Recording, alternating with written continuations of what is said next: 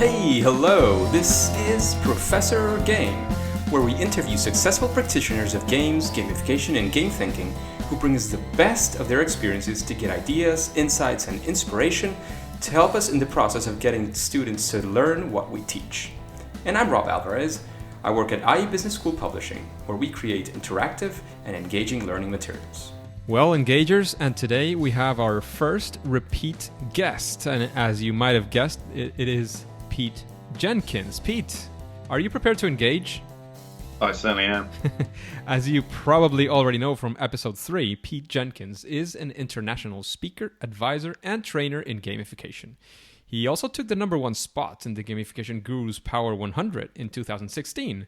He founded the company Gamification LTD and has since advised and trained companies of all sizes, both in the UK and internationally, on the use of gamification. He's also the chair of the GamFed, where he helps spread the use of gamification best practices to benefit as many people and businesses as possible. He's also the founder and organizer of Gamification Europe, and he's been an entrepreneur in residence at the University of Brighton for 9 years. So that's very interesting for the people interested in education as well. So he's also researching gamification for HR. He lectures on gamification and entrepreneurship at the undergraduate and postgraduate levels at Brighton University, I gather. And over the past 15 years, he has built and sold 2, not 1, but 2 businesses. He's as well the ambassador for Brighton Hove Chamber of Commerce. Pete, is there anything that we're missing? Anything you want to jump in and add to this intro? What am I going to add? With GamFed, I'll soon have been chair for 4 years. So I'm currently looking for fresh talent to replace me at the top. To jump in. Yeah, so come join GamFed, join up, volunteer, and pretty soon you could be quite high up. Sounds a very interesting challenge to the engagers out there.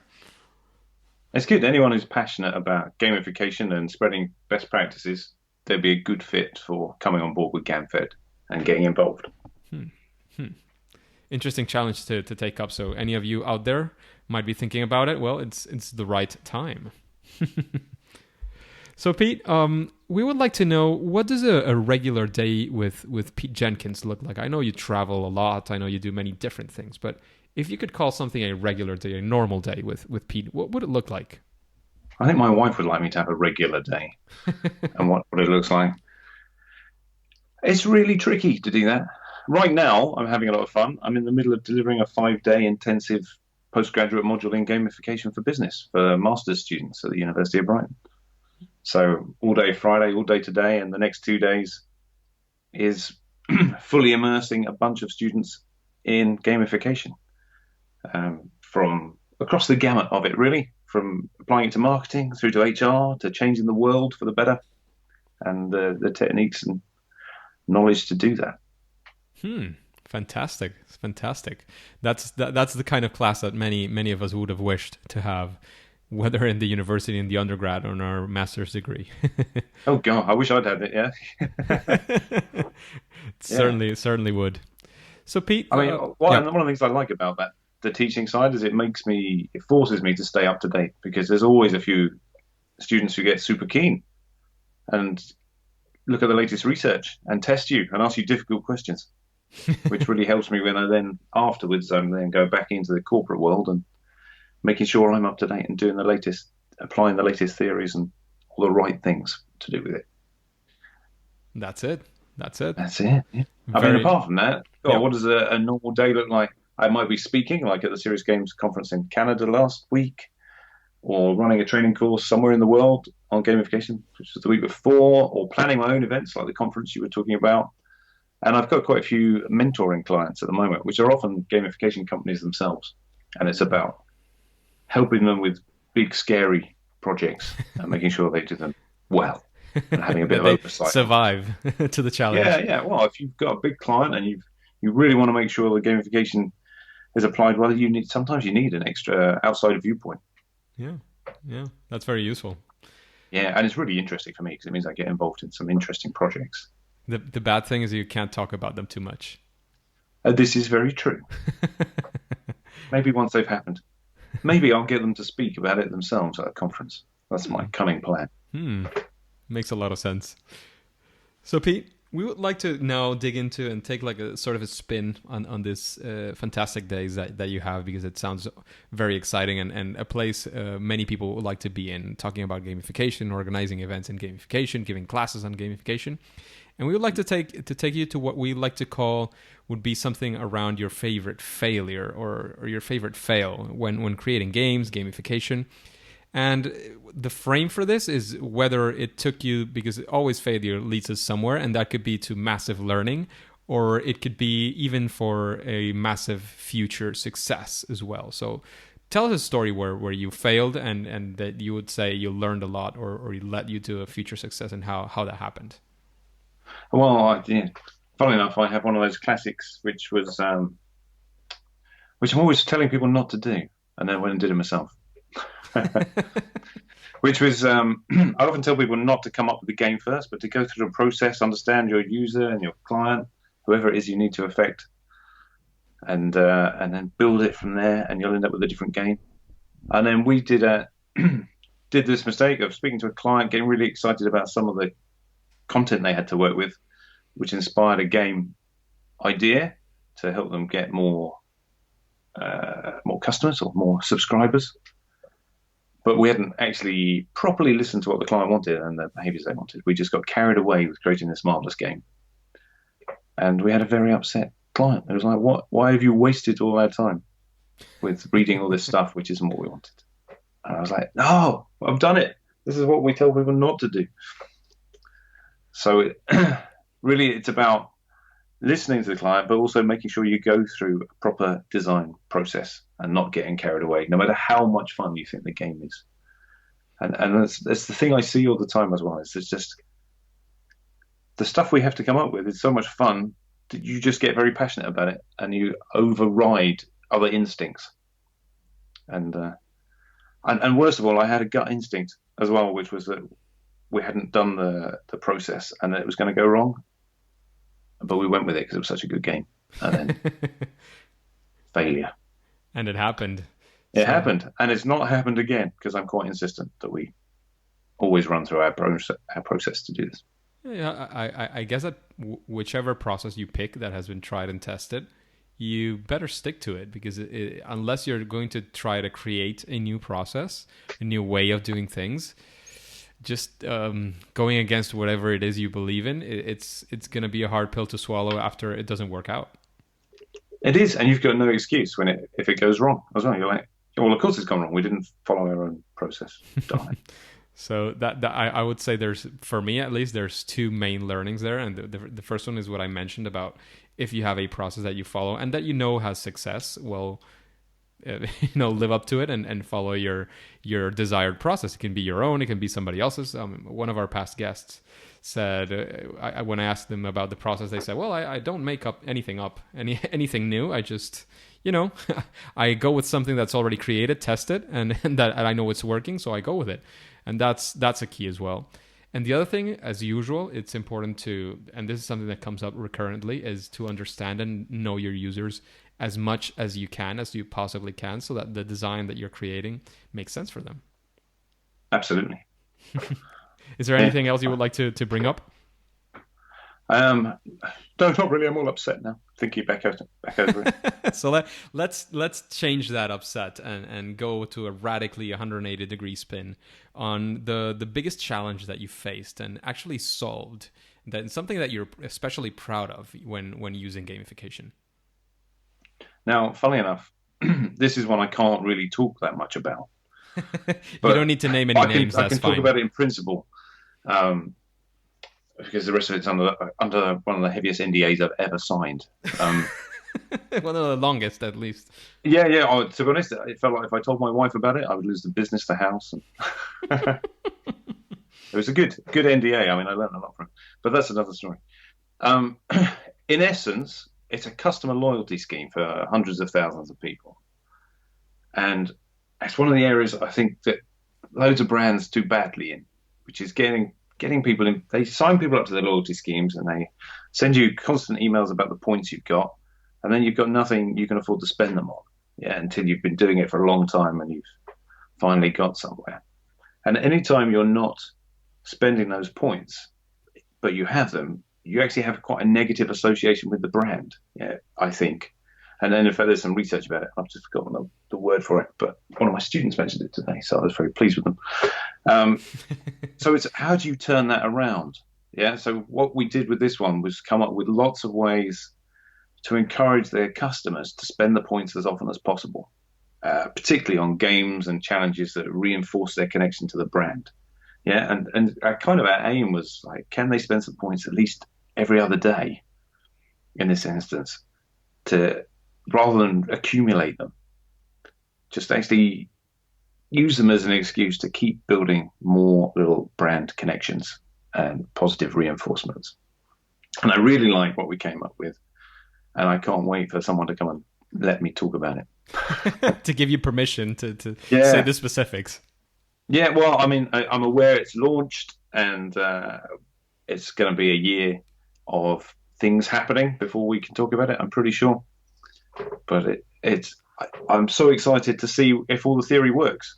Yeah, because right now we think we've come up with something amazing that will really reinforce a brand's connection to its customers, and if we're lucky, that could really stir up the whole customer loyalty scene, which would be a really nice big impact. Oh, that would be fantastic. I'm going to use a classic example of gamification because that's exactly what I remembered when you were talking about this. I'm using Duolingo a lot more lately, and there's one thing that I think it's lingots, what they call these like rubies that you get.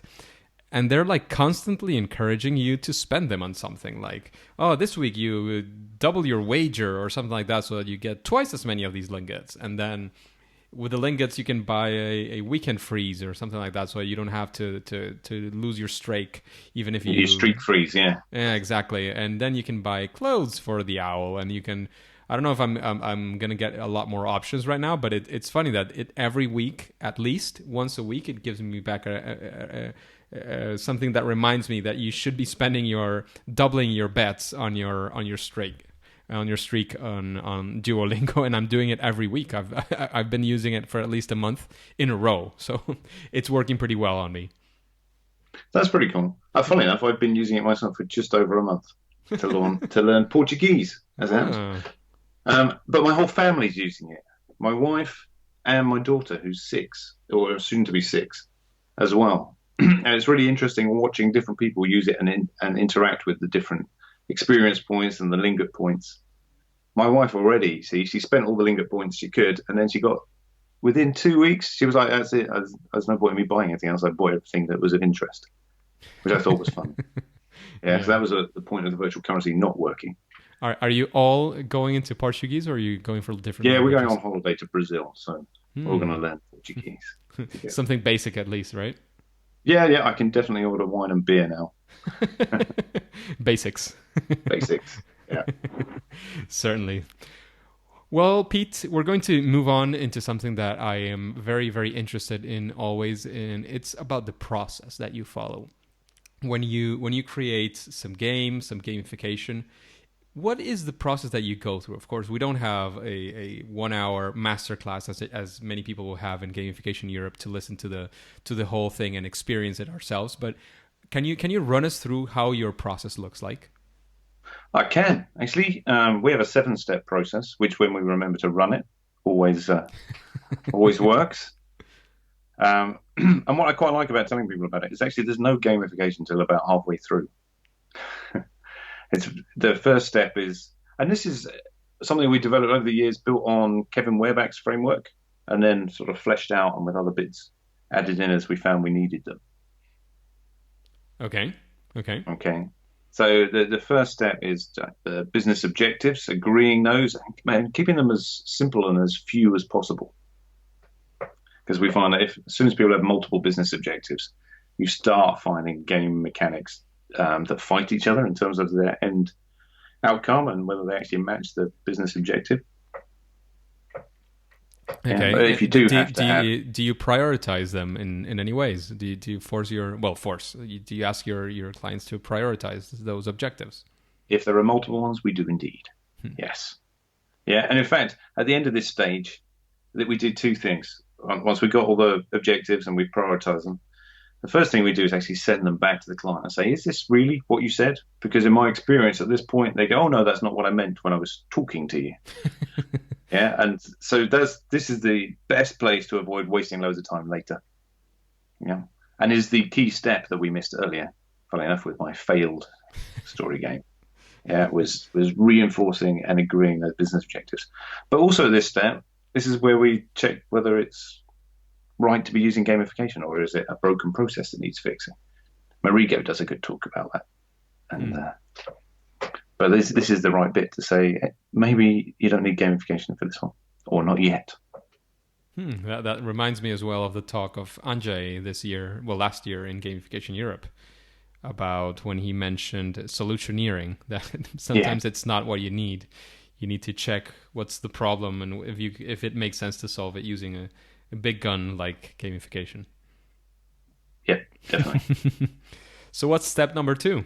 Step number 2 I call gathering intelligence. This is not about the users or the players, but more about, and especially as we work with organizations a lot, it's about the organization's development plans, about their companies have nearly always got plans for a future website or a new intranet, and they've probably got some spec or wireframes about that. So it's about sort of planning our gamification to work with what they're planning to build, not what exists at the moment, to try and match up so that we're all on the same wavelengths in the future when we actually deliver. And I've seen a few of these examples outside our business where people have launched gamification projects just as the company completely changes all the ways they interact with their staff, because they haven't just looked at the new values and systems that are being rolled out. And I think, well, what a waste. What a waste of all that energy. And the other thing we do here is we find out what's already being measured. Because in my experience, setting up something new, a new measurement of something can be quite expensive. Maybe there's a new manual process needed, or even a device that needs to be created to capture the measurements.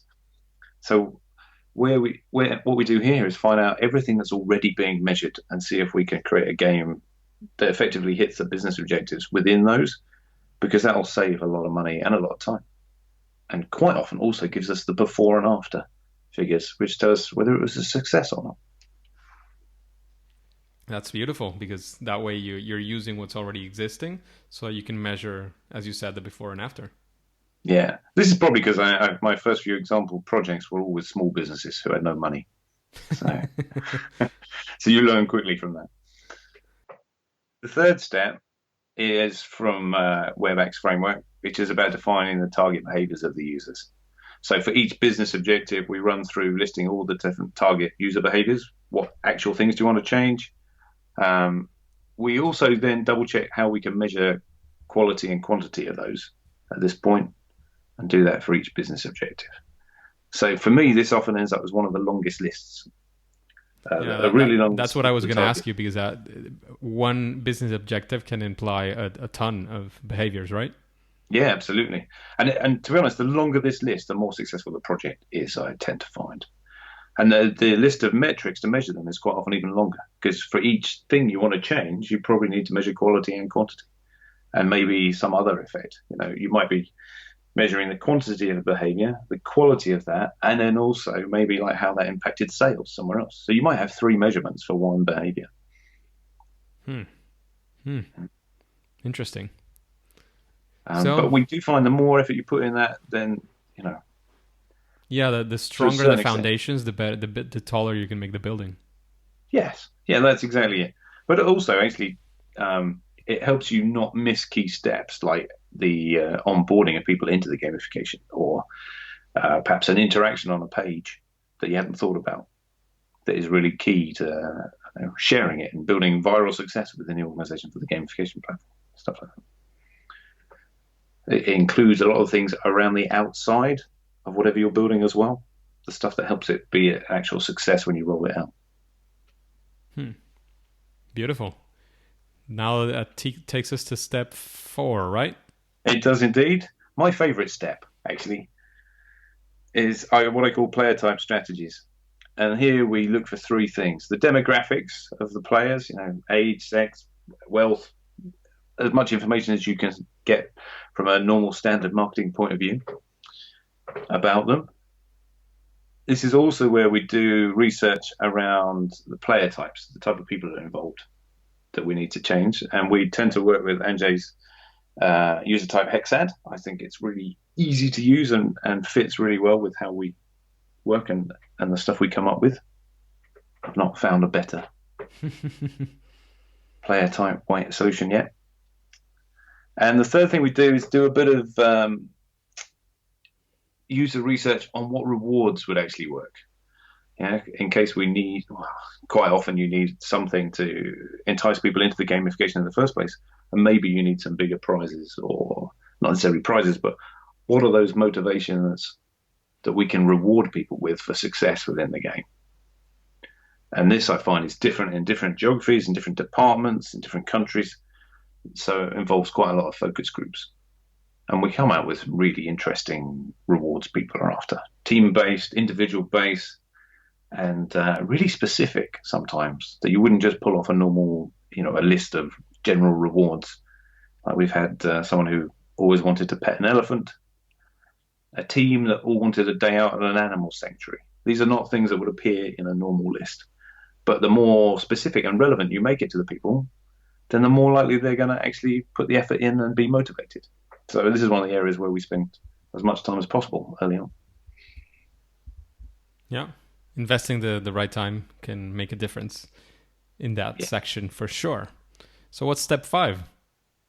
Step 5, design a prototype. Get busy. You've got all the information. If you're really good, we would start with a theme at this point, because once you know all this stuff about the business objective and the people, the theme should sort of spring out to you. Whether it's pirates or something loosely based on the latest Avengers film or something like that. Yeah, whatever's current that everyone's into. Is there something you can use to glue it all together, or is it like the next World Cup or something like that? Because we find if you've got a theme, the rest of the development moves quite quickly, positively forwards. Yeah, theme tends to integrate quite well with narrative as well, and that's, at least in my experience, something I've found that makes a massive, massive difference in the engagement. Definitely. So with the theme and the narrative, then you start choosing game mechanics to suit those player types, build a prototype, play test it, and reiterate that process quite a few times. Lots of prototyping, lots of stripping it back, lots of tweaking it, lots of playing, lots of getting as many people as possible involved of different ages, sexes, game types, everything that fits within your player type strategies, and keep doing that. And actually, although people talk about hundreds of iterations and things like that, I would say the fine-tuning, you've got the nub of it after like 4 or 5 play tests. Yeah, and from then on, it's fine-tuning.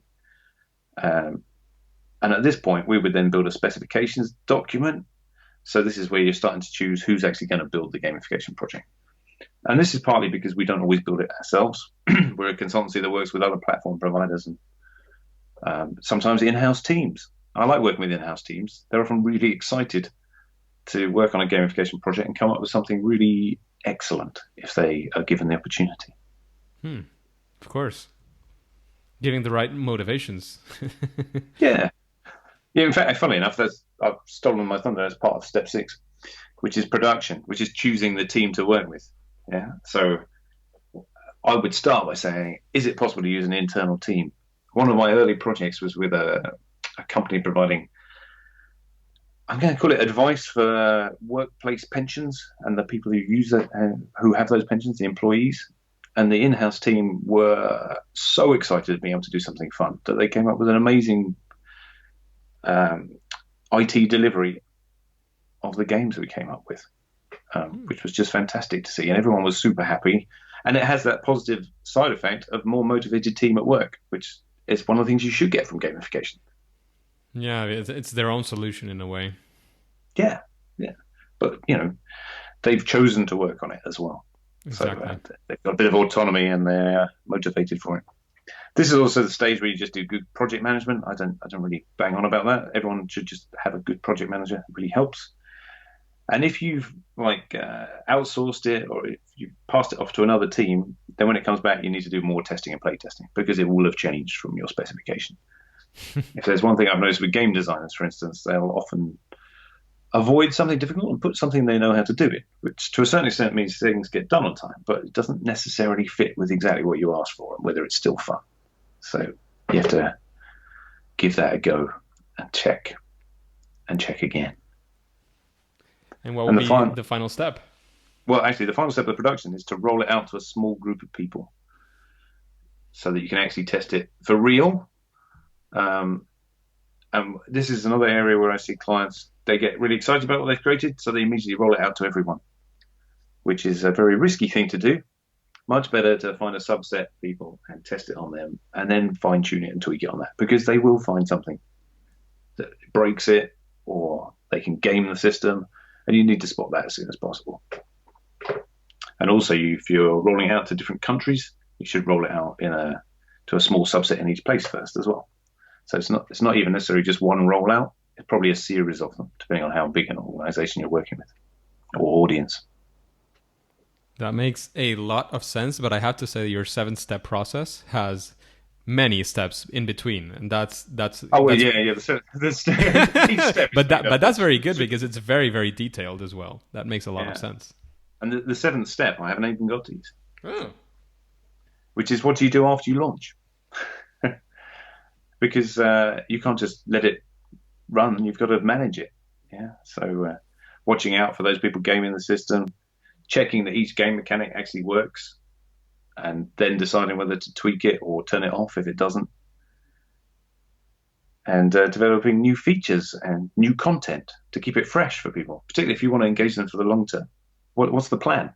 What are you going to do in 3 months, 6 months, 9 months to keep people engaged and using it? This is super important in like long-term loyalty schemes or long-term staff engagement, because you want to keep them on board for many years. Yeah, definitely. And how have you? Do you have any like time frame, or do you just keep clients, so to speak, for life? It's not really for life, but do you when it's those kinds of projects, do you tend to look after them for quite a while? Do you say, well, we're going to be here for the first X amount of months or years? How do you, in general, would you say you manage that? I manage that by finding out how big their budget is and then fitting within that, which generally means, for a marketing thing, I would probably want to do something fresh every 3 months. Certainly the first month or two of any rollout, there should be quite a lot of oversight and tweaking. For internal stuff, it more often turns into 6 months refreshes or new features and things like that. It depends how much and how many people they've got inside an organization who are looking after these things as well. We quite quickly end up becoming mentors and just oversight from a distance with quite a lot of projects. Makes a lot of sense. So Pete, this like story part or more going into details and fine-tuning everything, this part is now kind of over, and we're going to go now for what I like to call the rapid fire questions. So here it's going to be quick advice or quick ideas or things like the first question, which is about the best practices or a small element or maybe it's even big, but it's that one thing that you would say probably any gamification project that is not using this, it would certainly benefit from using this element or this idea. What would you say is that best practice for gamification? I think it's actually to get as many viewpoints as possible involved as early as possible. Certainly best practice. Yeah, I mean, because it's quite rare, I think, for a game designer to build a game on their own that's fun for lots of people. Yeah, that takes a really skilled game designer. I've watched people spend weeks crafting something that's, it's all right. And then as soon as you get a few people involved, within 2 or 3 hours, there's something much deeper, much richer, much better, and more fun. Because you need to get other people's input in order to find out what is going to engage them. And I think that's probably the most important thing. And it's sometimes the hardest thing to let your game or your gamification out earlier than you might want to. But it'll benefit from it very strongly. Losing a bit the control and letting it flow a bit more, right? Yeah, I think it's just the fact that ideas develop much better when there's multiple brains on it. Definitely. Pete, what is your favorite game? This changes, okay, but at the moment it's called Battle of Polytopia, which is a super cool little strategy game for the mobile device. I have always been a fan of Civilization and those sort of games, and this kind of encapsulates how to get it right on a small screen. Funnily enough, I think it's designed by one developer, so it's one of those examples where it is possible. Yeah, maybe he involved many people in the testing and the checking and his ideas, etc. Possibly. I was introduced to it by my colleague Vasilis, and I've now wasted many hours of my life playing it. We even today, see, we were doing a multiplayer battle asynchronously on our mobiles in between teaching and other things, and I just think there's a lot to learn from it as well. So I do. Other types of favorite game for me are ones, particularly on mobile, where the game designers take one game mechanic and build a whole game around it, and that I find fascinating because then you can really see how it's done well. And I've forgotten the game, but this is found one a few months ago where there was one mechanic which was teleporting, and that was all you could do as a character. But how they did the game was really interesting to make that work. Sounds like a very interesting mechanic to explore. Yeah, but I think any mechanic where you've just got one and you've got to make it really engaging because you're only working with one shows you what's possible with it. Yeah, whether it's even just a timer. What can you do with a timer? A time limit. What can you change? How can you make it more exciting? Yeah, makes sense as well. So, Pete, is there anybody that you would like to listen to interviewed in Professor Game? Ideally, that hasn't come up before, but I'm not sure if you've heard every single interview. So whomever comes up to your mind would be great. Do you know what? I was thinking about this the other day. I would like, because I like to stir things up, I'd like to hear from a gamification skeptic. Okay, because I think you learn a lot from that. And I was thinking many years ago, I briefly heard from one of the creators of Zombies Run, that game, which is a really good game for getting you out and running. Okay, yeah. So for me, it describes what gamification is in its epitome, which is it feels completely like a game, but you have the objective met, which is to go out and run more. But the founder I spoke to was, or listened to, was Adrian Hom, one of the creators of Zombies Run. And he hated the term gamification and thought it was purely a game that he created. But it was quite interesting in how he talked about it. And I'd like to see, because it's been 2 or 3 years, whether his thoughts have changed or, let's hear from a skeptic of the whole subject of gamification and see how that adds to our knowledge.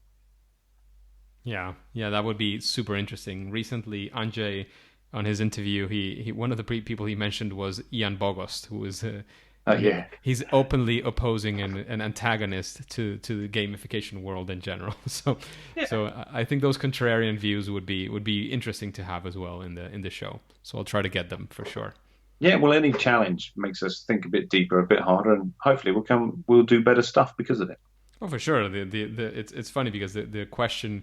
Andrzej, he said he sat down to design a good question to ask him, and he asked him was, well, if you think that gamification designers are doing a terrible job, why do you not call on game designers who are actually, in your view, a lot better to help the gamification designers to improve their designs and to make them fascinating? So the guy answered something like it was benevolent terrorism.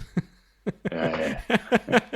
So I'm sure he would be a very interesting character to have in the podcast. Yeah, absolutely.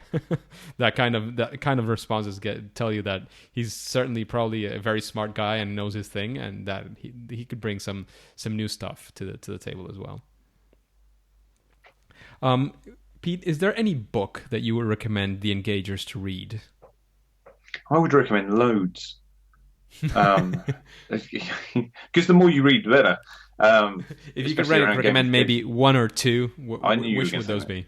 So I think right now I would recommend Super Better by Jane McGonigal. Okay. Not her first. It's a second gamification book, so I think second ones are interesting because people go deeper. Yeah. The first one, Reality is Broken, is a fantastic book. It's a great one for building passion about gamification. A little bit old now, but still very relevant. But super better, I think, would be good to listen to because, to be honest, it'll make all your listeners healthier after they've read it, which I think would be doing my bit for good. That's fantastic. That's fantastic. And it's definitely a great book for sure. Pete, what would you say is your superpower when designing gamification? My superpower. I think it's turning any problem or hitch into an opportunity for a better interaction or engagement with a player or user. Deep into the woods, that's probably the best thing you can have. Yeah, I think, and it goes back for me for years, even into my entrepreneurship stuff, which is like one of my earliest clients went bust, bankrupt. And I just looked after everyone involved in the process and ended up with 3 clients out of it. The existing client, when he started something new, and the business that went bust was split into 2, and both of those became clients as well because they were all looked after during the process. So out of this very negative thing where income was a risk, and a client had gone, came 3. And ever since then, I've just taken that same approach. Like, it's not, whatever it is, it's probably just an opportunity to get to know someone better or to get to know the issue better so that you can come up with something better because of it. And I quite like random conversations you have with people. Like, you could never gamify this. And I do take that as a real challenge. And I quite like turning that around in just a few minutes into a couple of examples. And they'll go, oh my God, you're right. That is definitely a superpower, especially when you have those kinds of situations. And Pete, now we would like to go for the final actual question. And this one is actually comes from the audience and it's selected randomly. I kind of filtered beforehand to make sure it makes sense for the podcast and for you as a guest. So I'm going to just click here and see what comes up. So, okay, this one looks very, very interesting, especially after you described your process. So this person writes, and I'm going to read every word. So, understanding your users is super important. And then you design for their needs and motivations. Can you delve a bit deeper how this happens? Do you go and do a brainstorming? What are you looking for in this step exactly? So I'm thinking that in your process it would be, if I'm not recalling wrong, it would be after step 4, when you've already had all these other situations of researching what are the doing your definition of the problem. You already went through things like the intel, all that intel that you picked up, all those things that you did before. Your users. How do you go about doing this? If it's a brainstorming or the creation of those game mechanics, etc. How do you go about that? What would be the initial steps you take? Oh, okay. It depends on the budget and how much time we can spend on it. This is the first answer. But for each, I'm going to call them personas, okay? We don't always use personas, but it's a good word for the kind of process we do. For each persona, we'll then go through and think which game mechanics would work for, in this situation with this theme, would work for engaging them in this situation with this objective.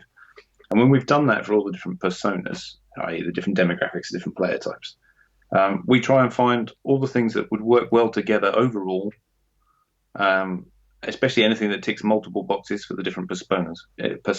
So if this one would work for all of them, fantastic, stick that in. And we will prune out stuff that only fits 1 or 2 personas if we don't have enough time and budget. So we'll try and please the core audience and engage them from that. But I think if you can picture the person and the process they go through, so I quite like describing the experience and the emotions that person will experience as they go through the gamification project and the things that would appear before them and the stuff they would do to see how it works.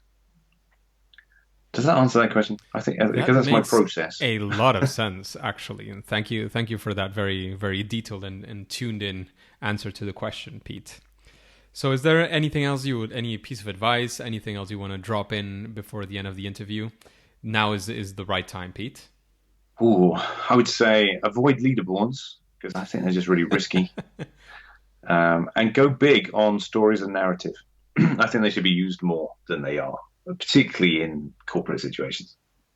Yeah, people get scared about writing stories, and then I've seen and used stuff that might only be 2 or 3 paragraphs of story to engage someone, and that will engage them for half a day. Before you need to release another 2 or 3 paragraphs. That's not a lot of story.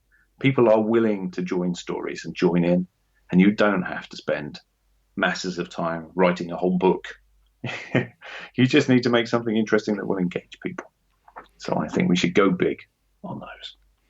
Any other news that you would like to release over here for the audience about Gamification Europe or the masterclass that's coming up next June? Always. So the masterclass is in June. We've got 5 amazing gamifiers, not even including myself and Vasilis, because we're going to be so busy running the event. Coming and running masterclasses, one on narrative, one on a gamification design sprint, escape rooms, Lego, and we've got Monica Cornetti coming over from the US to do gamification for learning. It's the first time she's been to London as well, to the UK. So I think there should be lots of people interested in that. And really fascinating for me is kind of my plan for the masterclass in London was to tap into the London market, and the majority of tickets have gone to people flying in from abroad to attend. So far. Which, I just love how people are so passionate about gamification, and they have whatever it is they need to learn, and they'll go wherever in the world they need to go to find that information. I think it says a lot about our industry and why it's fun to work in. That's the masterclasses. And then the conference, the next one is in November in Amsterdam, at the end of November. And we've got a 2-day conference coming up. The first day is all for gamification practitioners. The second day is aimed at businesses, and it's particularly around, we want to see examples of culture change and digital transformation. Gamification to do that, because to a certain extent, that's the main thing we get asked for. So I know there's a lot of interest in it. And in the Netherlands, Amsterdam, there's quite a big buzz for digital transformation projects. We should have, and these are not confirmed, mainly because I haven't said yes to people yet, but we've got some interesting big companies coming to speak about what they've been doing. And what I'm really interested in is people who are willing to come and talk about the 2nd or 3rd or 4th iterations of their gamification projects. Because it's quite easy to get people to come and talk about their first project because they're super excited about it. But I think the learnings are often very similar. So we don't learn that much from that now because we've heard lots of these. So I'm really excited. I know we've got a few already and I want more, but I'm really excited to see what we can learn from, the 3rd, the 4th, the 5th year, the people who are running a project and they've been tweaking it and they've been rolling it out to bigger audiences. What are we going to learn from all that? I want to hear from as well in terms of case studies. And of course, I might have a speaker or two who's willing to stir things up and say what's going wrong in gamification as well, so that we can learn from that. Because I do like to do a bit of that. Yeah, stirring up is always interesting and useful for getting you to think what you're doing. That's always interesting as well. To be honest, our most popular talks at the last conference were those exact ones. The ones that made people think, the ones where we disagree with the standard way of thinking. And, it doesn't matter if you disagree. If it makes you think about it, you'll understand why you do what you do better. Yeah, I have to agree. So, Pete, thank you very much for your time. Thank you for coming back, for being the first repeat guest. There's a very interesting reason, and it's when... Do I get a badge for that? You should. We should probably start giving out badges to our guests, and especially to a repeat guest like yourself. Last time we were talking about Gamification Europe 2017, and that's the reason why we didn't do a full outsized interview before. But it was a perfect timing, I guess, to talk about Gamification Europe. There was a couple of people who went after that interview who came back to us. You guys gave us a couple of free tickets and we gave them away to the audience. And there was people going to the masterclass to the conference thanks to that. So I think it was a perfect timing, and I think now around 30 episodes after that is a good time to have you back, because you're a fantastic designer as well. So thank you very much for that. Thank you. Did I even mention that tickets are available? No, you didn't. Well? No, you didn't. And they are. We launched the Call to Adventure ticket, which is, although we haven't said who the speakers are, if you'll take a gamble on us doing 2 amazing fun days like we did last time, you can get your cheapest ticket now. And they're selling quite well, which is good. It's the right time. So there you go. Thank you again, Pete, for all that awesomeness, for putting up those conferences, because I know I'm not sure if you're making a profit or not, and I'm not going to make that question. But whether or not you're making a profit, I know they give you a lot of headaches and work, even though they're also a lot of fun, and they're an opportunity for you to get to listen to people you want to listen to. So it has the two sides, but it takes a lot of work as well, as you I'm sure you know from last year. So thanks. It does. I was going to run an academic one as well, but I can't face it at the moment. Not yet. Not yet. Yeah, let's call it not yet. Yeah. That's always the good answer. So Pete, how can people connect with you if you want to give a link as well to the conferences? How can we get back to you, ask you questions, and how can we interact with Gamification Europe? And then we'll say it's game over. Cool. Well, starting with the conferences and the masterclasses, go to gamification-europe.com, and you've got access to a list of all the speakers, and you can sign up to stay up to date with when we do launch speaker names and talks for Amsterdam. For me, reach out to me on LinkedIn. Always mention that that you heard it on Professor Game. Then I'll understand why you're reaching out to me, because I do get contacted by a lot of people. And follow us on Twitter. Yeah, we try and stay up to date there, and that's where we'll tweet out and share interesting gamification stuff we come across as well. Fantastic. So you're Pete Jenkins across those platforms, and the link, it will be, of course, in the show notes for this episode. If you can't find Pete, which is it going to be a difficult one, you just put in the search bar Pete or Pete Jenkins, and you'll get the 2 episodes, and maybe do it back to back if you haven't heard the first one. Yeah. And if you can't find me, I'm doing something wrong. If you can't find Pete in a web page like Professor Game, we're both doing something really, really wrong. So that's it. Thank you again, Pete, and it's time to say it's game over. Game over.